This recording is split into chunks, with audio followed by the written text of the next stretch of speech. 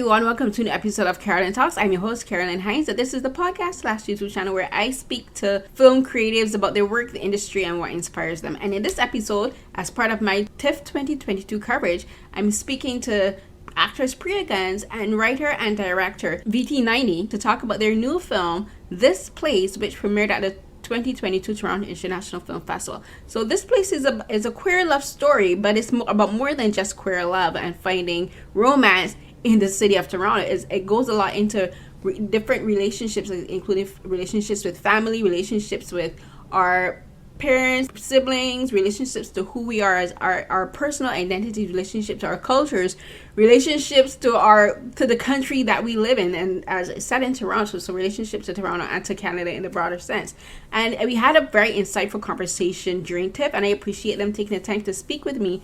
And this is going to be the podcast version, but of course you can find the video version on my YouTube channel, and you can find the abridged version in print for the Toronto Star magazine. And I'm so happy to be able to have like 3 formats for my interviews. I just love talking to creatives and to be able to like share my work in different ways for different people, which is is accommodating for different people. It just means so much to me. So I hope you enjoy this interview with Priya and VT, and you can listen to the end of the podcast to find out more about where you can find other interviews that I did for TIFF, as well as my other published work and the interview that I did with the film's composer, Kalation Keller-Shelvin. Good morning, VT and Priya. Thank you so much for talking with me. I watched This Place, and as an immigrant, I moved here in 2009. That film really resonated with me because it talks a lot about loneliness and abandonment, but from the perspective of being in a community but still feeling like you're not a part of it because you're not connected to your homeland.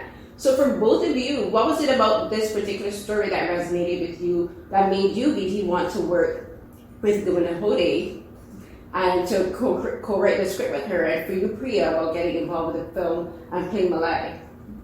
I mean, for us, both of us are Tamil, and from what the world knows as Sri Lanka, I think that's the most diplomatic way I can put it. But we're both Tamil, and our parents arrived here, our families arrived here as part of a displaced community, and so I think that experience of being in a new place, not by choice necessarily, is something that's always informing our lives. I would say that for you too. I don't want to speak for you, but I feel like it's always informing our lives. And so I think that story was always in me. And Gulshan also, as a refugee herself, who's another one of the co-writers from Iran, like that part of our experience was always informing everything that moves forward. And so it felt only natural to kind of start there with the first feature, and I think a lot of filmmakers start by doing something very personal, and I think that's what we did.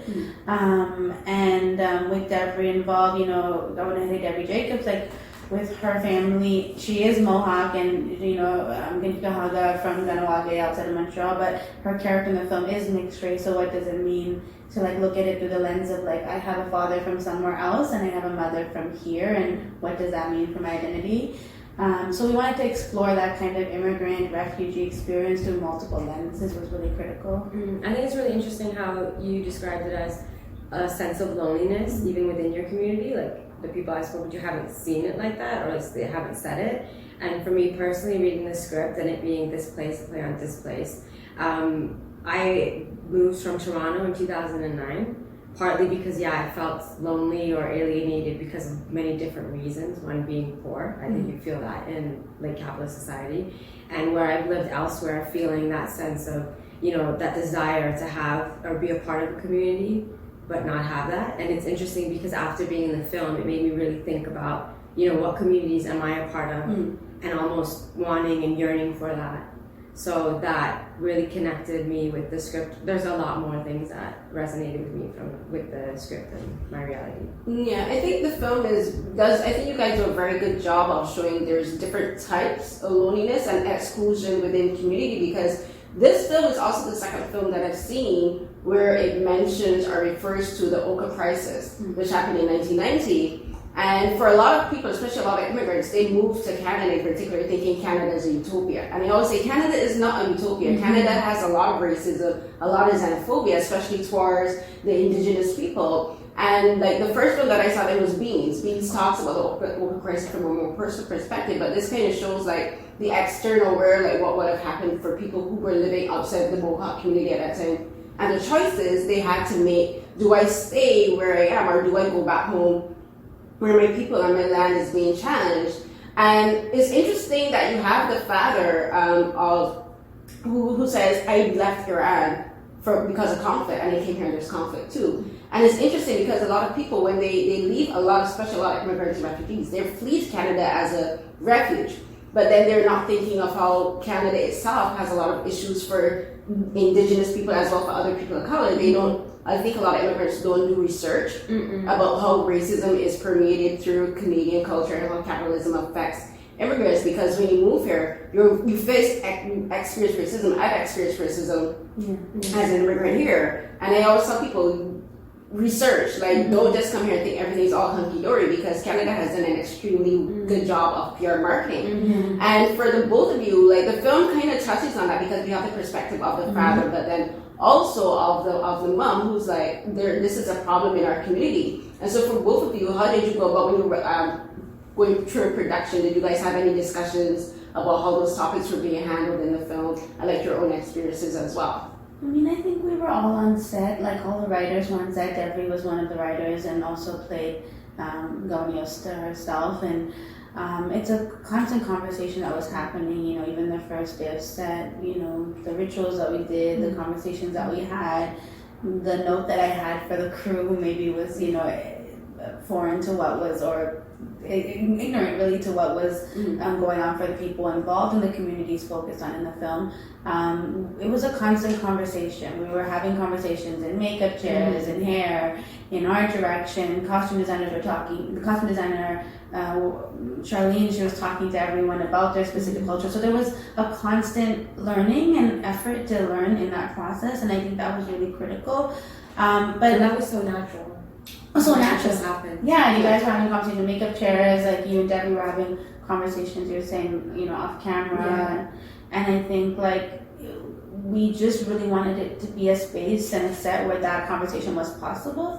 And I think because all of the writers were on set a lot, like we were able to answer people's questions, and we had done so much work writing on it. And it's not ever enough, the work is always going, but spending 4 years together writing a script, having intimate, vulnerable conversations about your own communities, your notions about each other, or lack of knowledge about each other, I think creates this kind of trust, and for Talgan to keep having those conversations and to invite other people into that conversation. So I think it's been a journey, and I think what happened on set was reflective of what had happened in our writer's room for 3-4 years. For me, reading it off the page, it was written in a way where you can't help but ask certain questions, or you can't help but like wonder, why is this here? Why are they having this conversation? It's just there, and I think they did a really good job of that.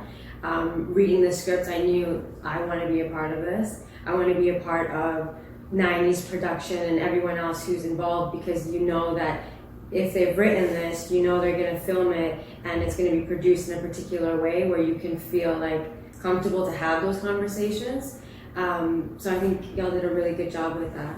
And I think the goal of the film, I appreciate it. The goal of the film was so that people would have conversations as a result. Like you mentioned the scene with the father, like we wanted him to say that, because there are so many of us who come here and we don't, like you said so well, like don't know the history here, and also don't understand how our histories are tied and those legacies are connected. It's not saying they're all the same, because they're definitely not, but that imperial colonial experience that we've all went through and our communities have connects us, and I think we have responsibility to be in solidarity with each other and to understand and learn about each other. And that's what this film really, where it started, was like, how do we figure out a way to be in better relationship and solidarity, and so then what kinds of questions and stories do we build around those questions? Right. And like the main part of the film is the burgeoning romance between Malaya and Gonahoste. Yeah. But I think it was really important that their first discussion is about their own preconceptions about each other racially and culturally, because I thought it was so interesting that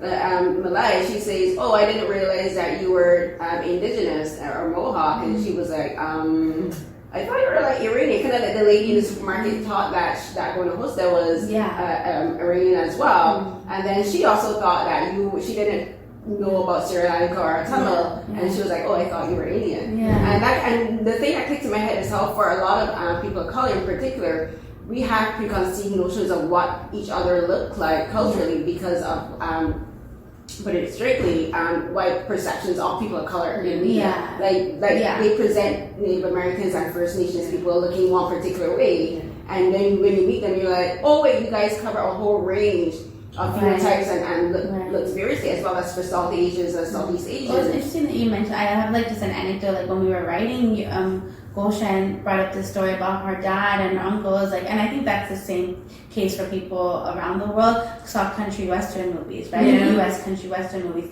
So a lot of people's first introduction, racialized people around the world, folks of color, was to indigenous people in this land, in Turtle Island, was country western movies, which are inherently at that time very racist and wrong. They weren't accurate. And so, like, if that's your first introduction and you don't know what you're walking into, like, man, my parents came here and they thought this was just a British, a descendant of a British country, which it was, but they didn't understand an extension, and they didn't understand that there were people here first, just like they were there first in their own place, and I think, and so I think it begs everyone to ask a lot of questions about, like, what do we not know about each other? Where are we learning about each other? What's our first learning point? And also not just have conversation with each other and with our own generation, but I hope that elders, in different communities of color and indigenous communities watch this so that they can understand maybe like some of the conversation pieces and history that they're missing. Like how many people know that we're on stolen land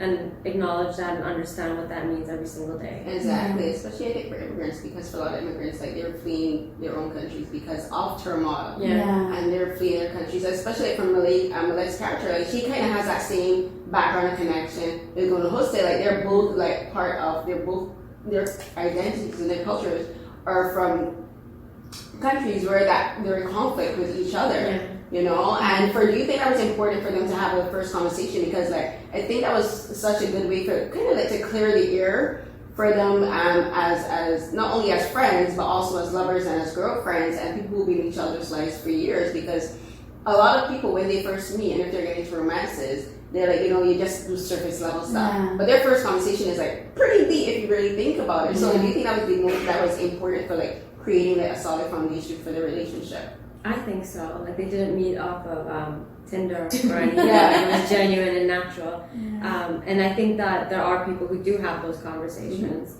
and they're both warm-hearted, thoughtful people.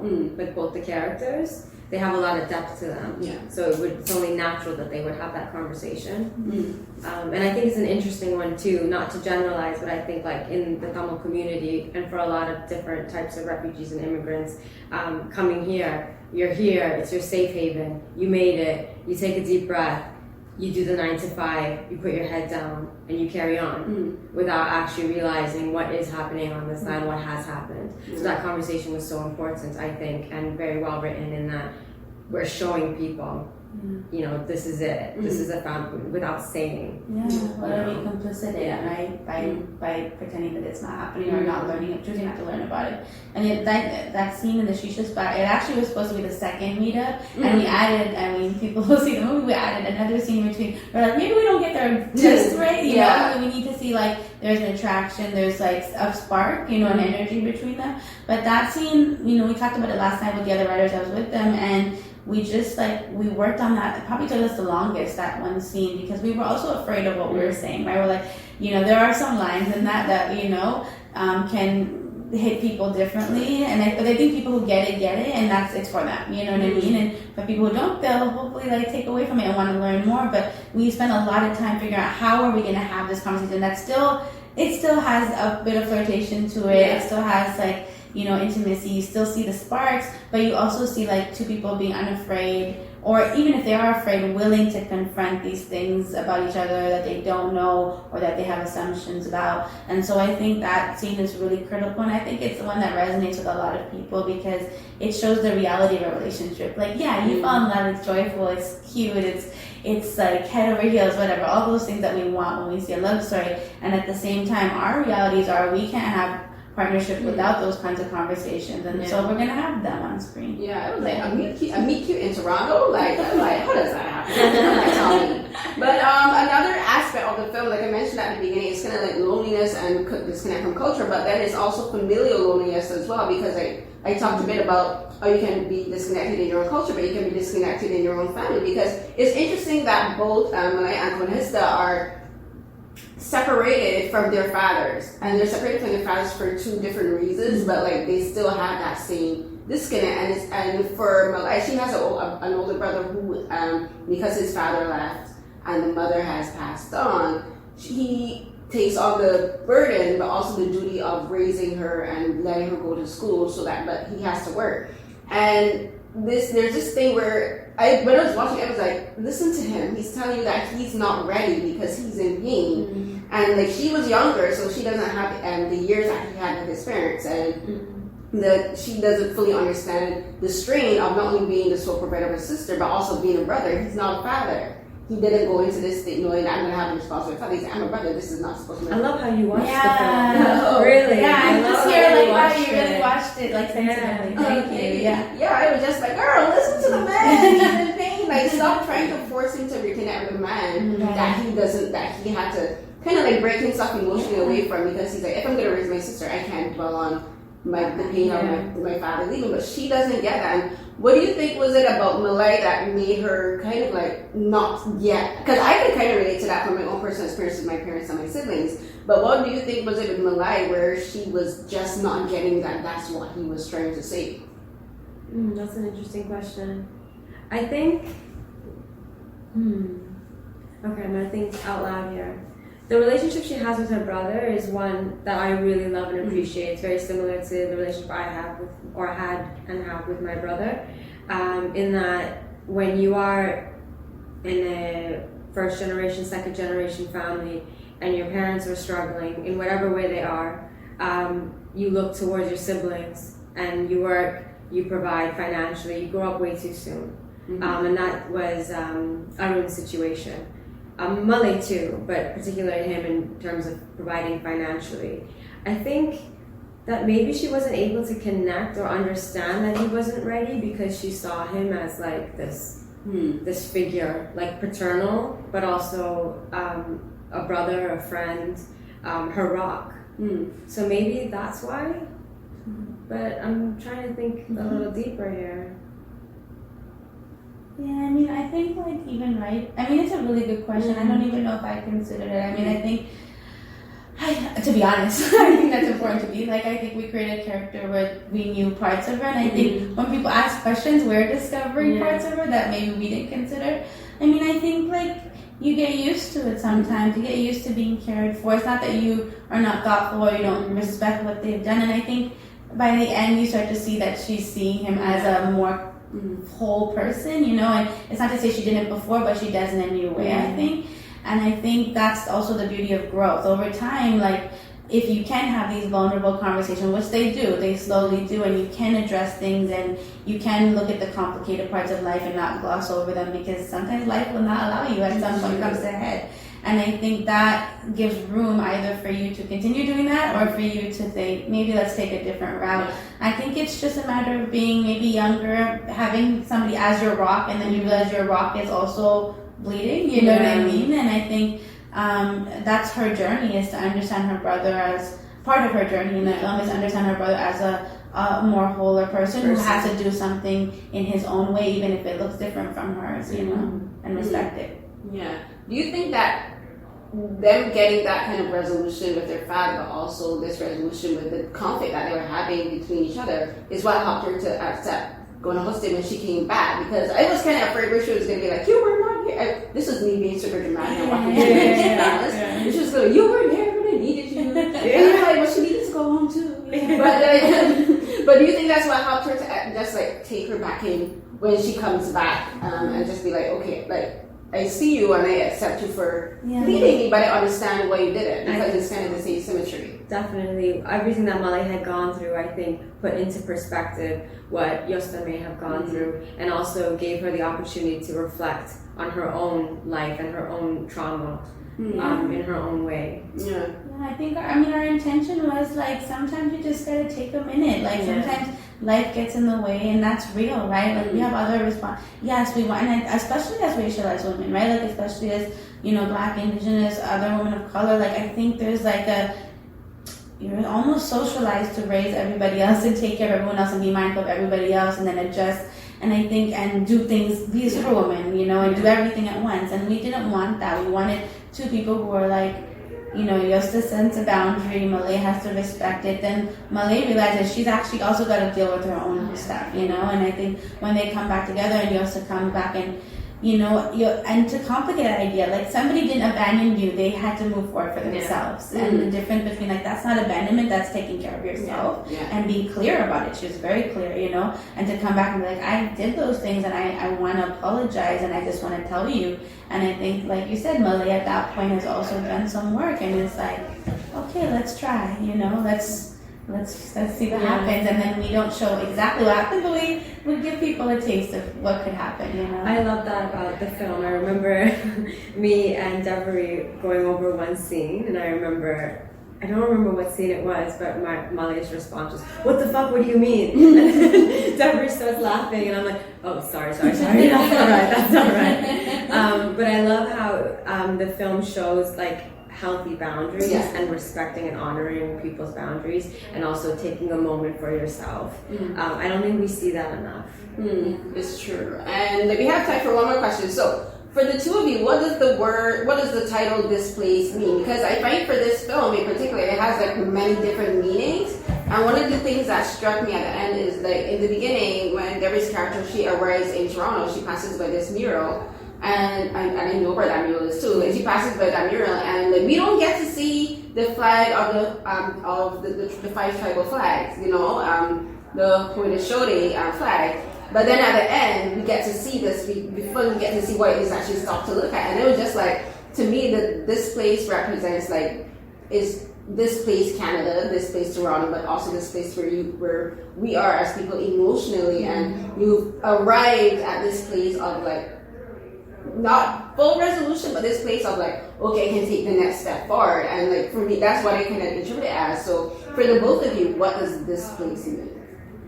I think all of what you said is what's come up for all of us. And originally the title, I think, was Gulshan, one of the writers who came up with it. I can't remember exactly who came up with everything at this point, but I know the title was her, I think, and it was this play on the word displaced, right? So yes, this place, Toronto. I love that you said it's like this place that you arrive with all your feelings, like all of that is true. And there's also this idea of like people have been displaced to this land and this particular place being Toronto, and then people have also been displaced on their own land. And I think that like we wanted to pay homage to that experience, even though it's difficult and complicated for all of us. This idea of displacement, because so many BIPOC communities have experienced displacement in so many different regards and continue to. And so, yes, it's a play on displacement and displaced, but it's also, yes, about this place that you arrive together, this place where you meet, where you fall in love. I think everyone is meeting people at different places in the film, and so it's a homage to that.